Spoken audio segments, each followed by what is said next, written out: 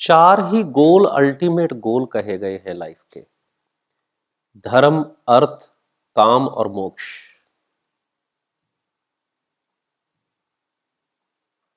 मोक्ष के ऊपर तो इतना सारा कहा गया है, निर्वाण, मोक्ष, कैवल्य।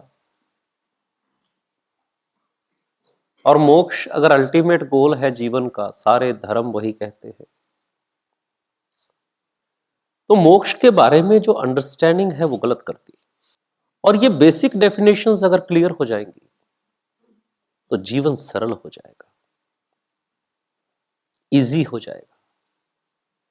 ये चार शब्द आपको कभी कंफ्यूज नहीं करेंगे, आपको मार्गदर्शन देंगे। ये चार वो रेफरेंस पॉइंट्स हैं, ये चार वो पोल्स हैं जो आपको इंस्टेंट क्लैरिटी देंगे किसी भी सिचुएशन में, लाइफ की समस्याओं को हल करने में, अपनी भी और औरों की भी।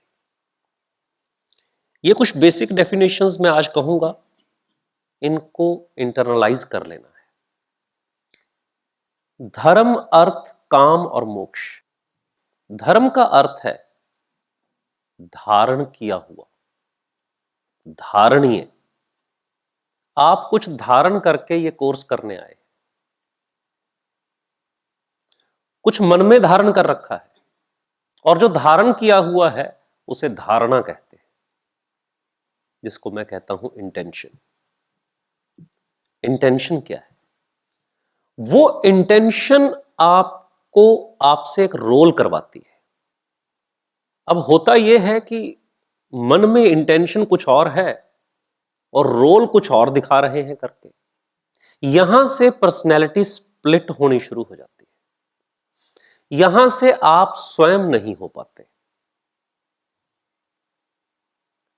तो बहुत जरूरी है ये बात को डिफाइन करना कि मेरा एक पर्टिकुलर कॉन्टेक्स्ट में, लाइफ के कॉन्टेक्स्ट में मेरा रोल क्या है। और रोल की जितनी बड़ी अवधारणा महाभारत में कही गई है, उतनी और किसी ग्रंथ में, धरती पे तो ऐसा कोई ग्रंथ नहीं है जिसमें रोल्स के बारे में इतना डिटेल डिस्कशन हुआ। जैसे एक फिल्म को देखकर कुछ आइडियाज आते हैं, तो महाभारत को भी जब बार बार पढ़ते हैं तो कुछ आइडियाज आते हैं रोल डिफाइनिंग के। और इस पर गुरचरण दास करके एक ऑथर हुए हैं, उन्होंने बहुत अच्छी किताब लिखी है, the difficulty of being good. और उसमें उन्होंने कृष्ण के, कर्ण के, दुर्योधन के रोल्स के बारे में बात करी है। और उसका निष्कर्ष उन्होंने क्या निकाला है कि कोई भी रेडीमेड गाइडलाइंस रोल्स की नहीं हो सकती। वक्त के साथ, माहौल के साथ, एनवायरनमेंट के साथ, देश काल परिस्थितियों के अनुसार रोल्स रीडिफाइन होते चले जाते हैं। तो रोल डिफाइन करते आ जाए तो धर्म की प्राप्ति हो सकती है, ना कि जो कोई पूर्व मान्यताएं हैं उसके आधार पर रोल्स डिफाइन हो सकते हैं। अर्थ का अर्थ धन नहीं है। अर्थ का अर्थ अर्थपूर्ण है, मीनिंगफुलनेस। कोई भी रोल जब आप निभाते हैं, क्या आप सिर्फ नाटक कर रहे हैं या उसमें कोई वैल्यू एडिशन कर रहे हैं, कोई मीनिंगफुलनेस दे रहे हैं, तो वो रोल सार्थक है। सार्थक रोल का अर्थ है अर्थपूर्ण है, मीनिंगफुल है। जब रोल मीनिंगफुल नहीं होता, मीनिंगलेस हो जाता है, तो कोई इच्छा नहीं रहती, इच्छाएं गड़बड़ा जाती हैं।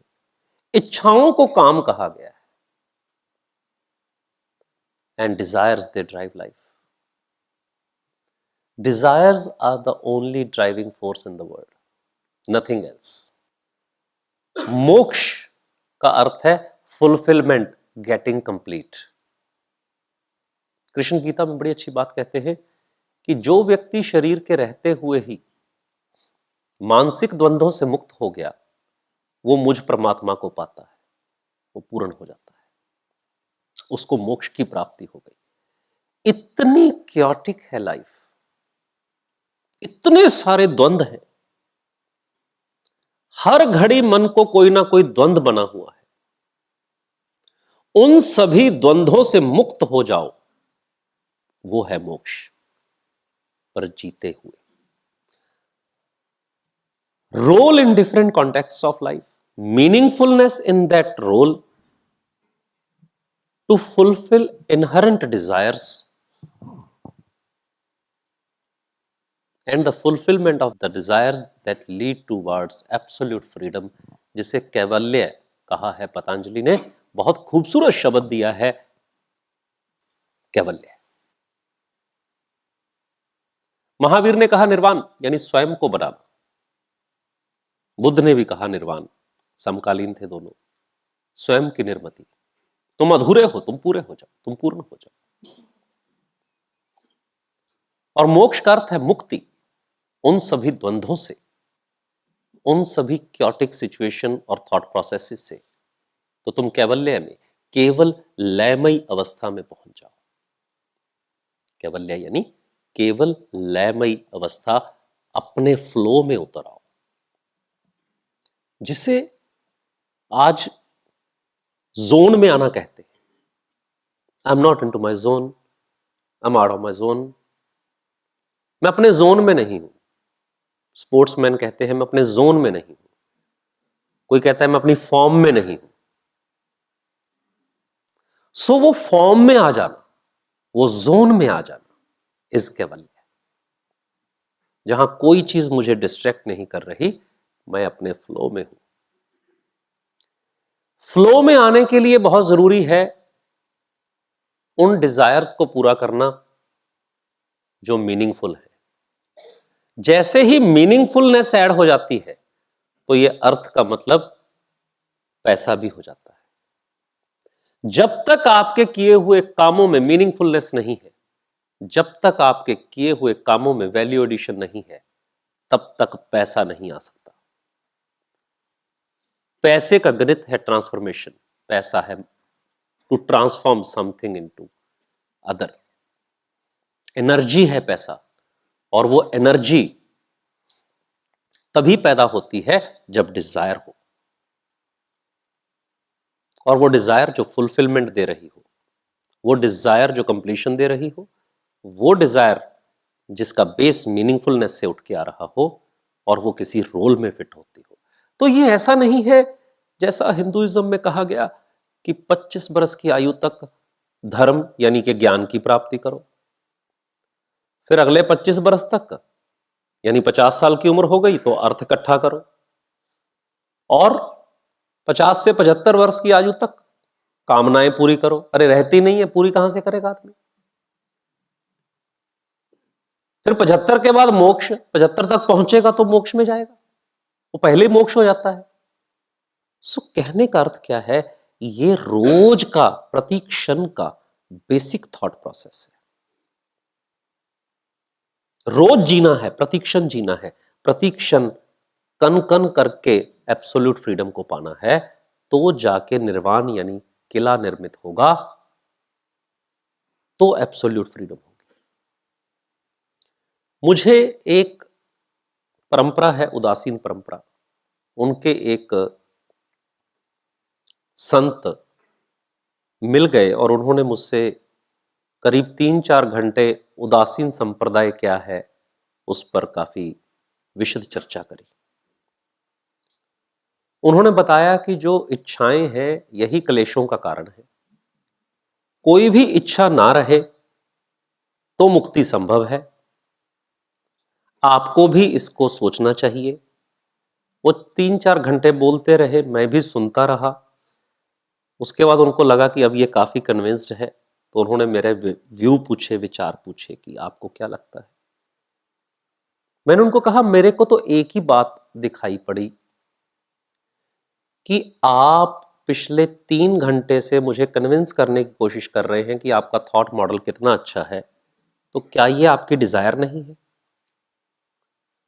कहते नहीं, मेरे को तो कोई डिजायर नहीं है। मैंने कहा मेरे को कोई इच्छा नहीं है, क्या ये भी एक इच्छा नहीं है? वो मौन हो गए। अगले दिन उन्होंने वो आश्रम छोड़ दिया, अब वो व्यापार कर रहे हैं।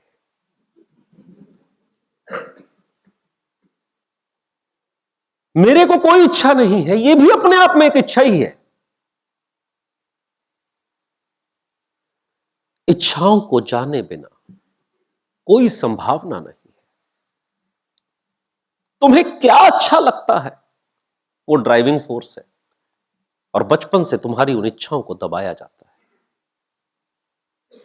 यही भूल जाते हो क्या देखना अच्छा लगता है, क्या सुनना अच्छा लगता है, क्या खाना अच्छा लगता है, क्या पहनना अच्छा लगता है, क्या सूंघना अच्छा लगता है। अगर मैं ये 5 सवाल आपसे पूछ लूं, आप में से 5 आदमी आंसर नहीं दे सकते कि क्या अच्छा लगता है। इनको जगाना होगा। तुम्हारी इच्छाएं क्या है तो सही, उनके प्रति जागना होगा।